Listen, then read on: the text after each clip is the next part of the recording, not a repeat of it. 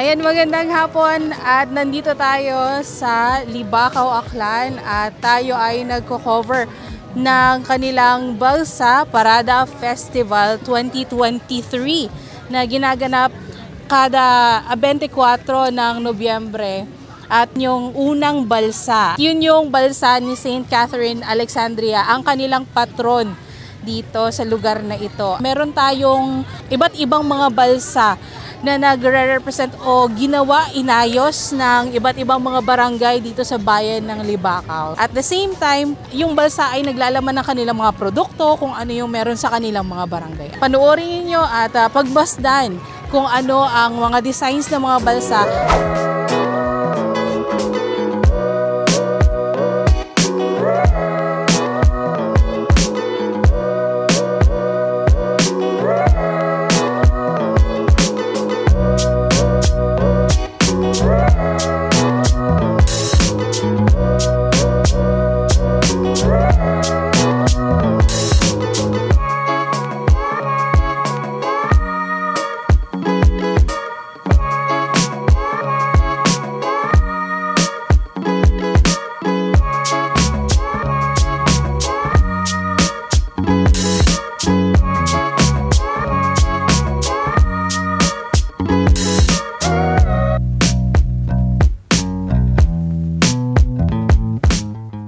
Ito yung pangatlo nating balsa, ang Bonsagan.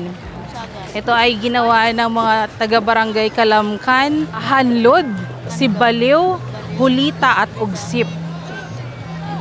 Makikita na may mga sumasayaw pa. Ayan, makikita talaga yung pagsasaya ng mga tao dito. Ganito yung usual na setup ng isang bahay sa isang barangay.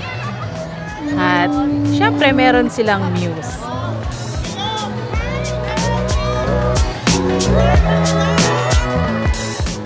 Ito makikita natin dito yung mga taong naghihintay, tinitignan kung ano yung magiging itsura ng mga balsa natin na daraan.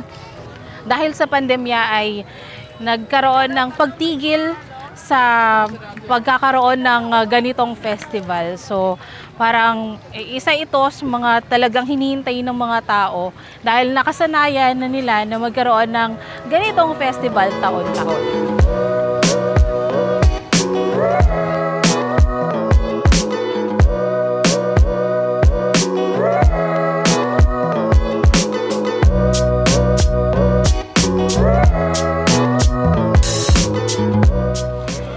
Ito yung susunod na balsa, mga kapobs. Para siyang balsa sa loob ng isang balsa.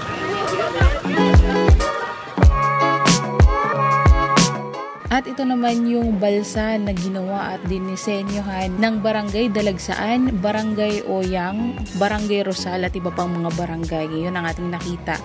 At meron silang mga kargang, mga gulay at iba pang produkto katulad na lang ng gabi, ng kamote, kalabasa at iba pa. At meron silang kasamang warrior.